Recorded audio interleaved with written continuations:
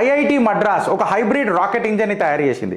ఈ hybrid rocket engine ఏంది అని అంటే ఒక ప్లేన్ని దేనికైనా ఫిట్ చేసి పడేయగలను, ఏ ఫైటర్ జెట్ కన్నా ఫిట్ చేసి పడేసే. ఇది భారత్ తయారు చేస్తే జుగాడ్ మామూలుగా ఉండదు భారత్ది. Indians are known for their jugaadi attitude. అయితే ఈ ఐఐటి పోరలు ఏదైతే తయారు చేసారు కదా హైబ్రిడ్ రాకెట్ ఇంజన్ అని, ఇది కంప్లీట్ బ్రేక్ త్రూ.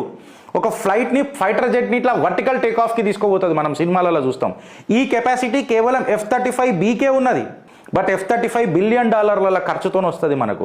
అదే ఒక ఫైటర్ జెట్కి ఈ రాకెట్ హైబ్రిడ్ రాకెట్ ఇంజన్ మనం పెట్టినాం అనుకో, ఏ ఫైటర్ జెట్ అన్నా రప్మని లేస్తుంది, రప్మని కూర్చుంటుంది. అంటే నువ్వు నీ బిల్డింగ్ మీదకి కూడా లేపొచ్చు, నీ బిల్డింగ్ మీదకి కూడా కూర్చోవచ్చు, హెలికాప్టర్లో లేచినట్టు కూర్చున్నట్టు.